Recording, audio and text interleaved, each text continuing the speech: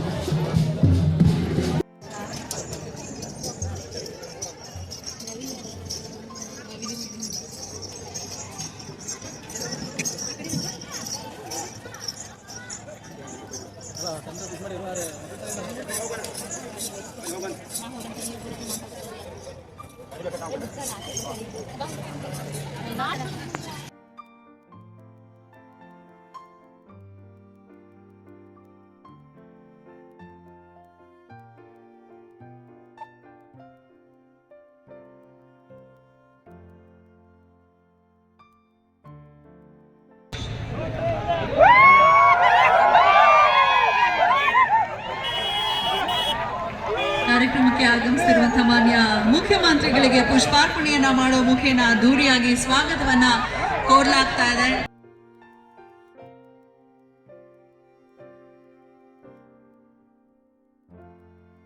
ಕಾರ್ಯಕ್ರಮಕ್ಕೆ ಆಗಮಿಸಿರುವಂತಹ ಮಾನ್ಯ ಮುಖ್ಯಮಂತ್ರಿಗಳಿಗೆ ಪುಷ್ಪಾರ್ಪಣೆಯನ್ನ ಮಾಡೋ ಮುಖೇನ ಅದ್ದೂರಿಯಾಗಿ ಸ್ವಾಗತವನ್ನ ಕೋರಲಾಗ್ತಾ ಇದೆ. ಬಹಳ ಹರ್ಷೋದ್ಗಾರದಿಂದ ಹಾದಿಯುದ್ದಕ್ಕೂ ಹೂವನ್ನ ಎರಚೋ ಮೂಲಕ ಭವ್ಯವಾದ ಸ್ವಾಗತವನ್ನ ಕೋರ್ತಿದ್ದಾರೆ. ಬನವಾಸಿ ಕದಂಬೋತ್ಸವಕ್ಕೆ ಪ್ರೀತಿಪೂರ್ವಕ ಸ್ವಾಗತ ಸುಸ್ವಾಗತ. ನಲ್ಮೆಯ ಜನನಾಯಕರು ಮಾನ್ಯ ಮುಖ್ಯಮಂತ್ರಿಗಳಾದಂತಹ ಸಿದ್ದರಾಮಯ್ಯ ಸರ್ ಅವರಿಗೆ ಪ್ರೀತಿಪೂರ್ವಕ ಸ್ವಾಗತವನ್ನ ಕೋರ್ತಾ ಇದ್ದೇನೆ. ತಮ್ಮೆಲ್ಲರ ಪರವಾಗಿ ವೇದಿಕೆಯತ್ತ ಎಲ್ಲ ಗಣ್ಯಮಾನ್ಯರು ಕೂಡ ಆಗಮಿಸಿದ್ದಾರೆ. ಜೊತೆಗೆ ಅಲ್ಲಿ ಒಂಚೂರು ಜಾಗ ಮಾಡಿಕೊಡ್ಬೇಕು, ಯಾರು ಕೂಡ ಅಡ್ಡಲಾಗಿ ಬರಬಾರ್ದು ವಾಹನಗಳಿಗೆ. ಪ್ಲೀಸ್ ಅಲ್ಲಿ ಸೈಡ್ ನಲ್ಲಿ ಬರ್ತಿರೋಂಥವ್ರ ಗಮನಕ್ಕೆ. ಜಿಲ್ಲಾಡಳಿತ ಉತ್ತರ ಕನ್ನಡ ಕನ್ನಡ ಮತ್ತು ಸಂಸ್ಕೃತಿ ಇಲಾಖೆ, ಪ್ರವಾಸೋದ್ಯಮ ಇಲಾಖೆ ಹಾಗೂ ಬನವಾಸಿ ಅಭಿವೃದ್ಧಿ ಪ್ರಾಧಿಕಾರ ಆಯೋಜಿಸಿರುವಂತಹ ಕನ್ನಡದ ಪ್ರಥಮ ರಾಜಧಾನಿ ಬನವಾಸಿಯಲ್ಲಿ ಕದಂಬೋತ್ಸವ 2024ರ ಒಂದು ಉದ್ಘಾಟನಾ ಸಮಾರಂಭಕ್ಕೆ ಆಗಮಿಸಿರುವಂತಹ ನಲ್ಮೆಯ ಜನಪ್ರಿಯ ಜನನಾಯಕರು, ಮಾನ್ಯ ಮುಖ್ಯಮಂತ್ರಿಗಳಿಗೆ ಪ್ರೀತಿಪೂರ್ವಕ ಸ್ವಾಗತ. ಎಲ್ಲರೂ ಜೋರಾದ ಚಪ್ಪಾಳೆಯನ್ನು ಹೊಡೆಯುವ ಮೂಲಕ ವೇದಿಕೆಗೆ ನಾವು ಬರಮಾಡಿಕೊಳ್ಳೋಣ ಸಿದ್ದರಾಮಯ್ಯ ಸರ್ ಅವರನ್ನ. ಹಾಗೆ ಕಾರ್ಯಕ್ರಮದ ಅಧ್ಯಕ್ಷತೆಯನ್ನ ವಹಿಸಿರುವಂತಹ ಮಾನ್ಯ ಶಾಸಕರು ನಮ್ಮ ಅರಬಾಯ ಶಿವರಾಮ್ ಹೆಬ್ಬಾರ್ ಸರ್ ಅವರಿಗೂ ಕೂಡ ಪ್ರೀತಿಯ ಸ್ವಾಗತವನ್ನ ಕೋರ್ತಾ ಇದ್ದೇನೆ ವೇದಿಕೆಗೆ. ಅವರಿವರೆನ್ನದೇ ವೇದಿಕೆಗೆ ಆಗಮಿಸಿರುವಂತಹ ಎಲ್ಲ ನಲ್ಮೆಯ ಅತಿಥಿಗಳಿಗೆ ಮಂಕಾಳ್ ವೈದ್ಯ ಸರ್ ಅವರು, ನಮ್ಮ ಉಸ್ತುವಾರಿ ಸಚಿವರು, ಉತ್ತರ ಕನ್ನಡ ಜಿಲ್ಲೆಯ ಉಸ್ತುವಾರಿ ಸಚಿವರಿಗೂ ಕೂಡ ಪ್ರೀತಿಪೂರ್ವಕ ಸ್ವಾಗತ ಎಂದೆನ್ನುತ್ತಾ, ದಯಮಾಡಿ ಅಲ್ಲಿ ನೂಕು ಮಾಡಬಾರ್ದು, ದಯವಿಟ್ಟು ಸಹಕರಿಸಬೇಕಾಗಿ ಕಳಕಳಿಯ ಮನವಿಯನ್ನ ಮಾಡಿಕೊಳ್ತಾ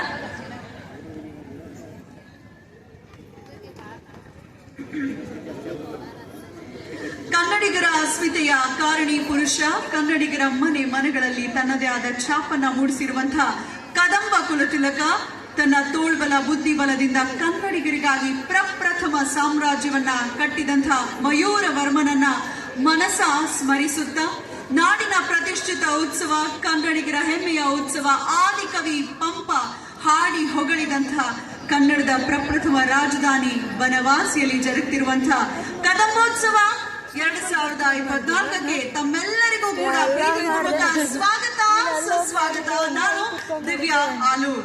ಇನ್ನು ಕಾರ್ಯಕ್ರಮನ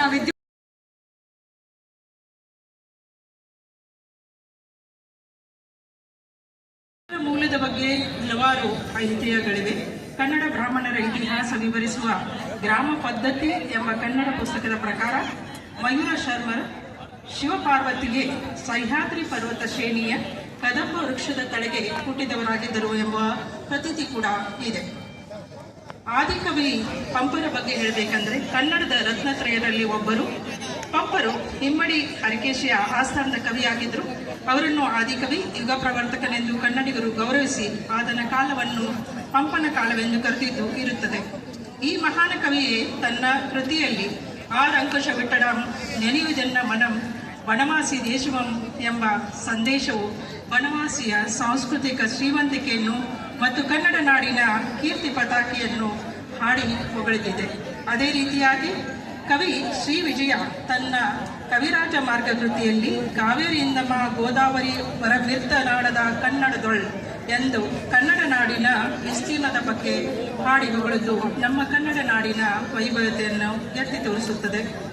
ಬನವಾಸಿ ಅಭಿವೃದ್ಧಿ ಪ್ರಾಧಿಕಾರ ರಚನೆ ಹಾಗೂ ಕೈಗೊಂಡ ಕಾಮಗಾರಿಗಳ ಕುರಿತಂತೆ ನಾನು ಹೇಳಲಿಕ್ಕೆ ಇಷ್ಟಪಡ್ತೇನೆ. 2014ರಲ್ಲಿ ಸನ್ಮಾನ್ಯ ಮುಖ್ಯಮಂತ್ರಿಗಳಾದ ಶ್ರೀ ಸಿದ್ದರಾಮಯ್ಯನವರು ಕದಂಬೋತ್ಸವ ಕಾರ್ಯಕ್ರಮವನ್ನು ಉದ್ಘಾಟನೆಯ ಸಂದರ್ಭದಲ್ಲಿ ಬನವಾಸಿ ಪ್ರಾಧಿಕಾರದ ರಚನೆಯ ಬಗ್ಗೆ ಘೋಷಣೆ ಮಾಡಿದ್ರು. ಅದರಂತೆ 2017ರಲ್ಲಿ ಬನವಾಸಿಯ ಅಭಿವೃದ್ಧಿ ಪ್ರಾಧಿಕಾರ ರಚನೆಯಾಗಿರುತ್ತದೆ.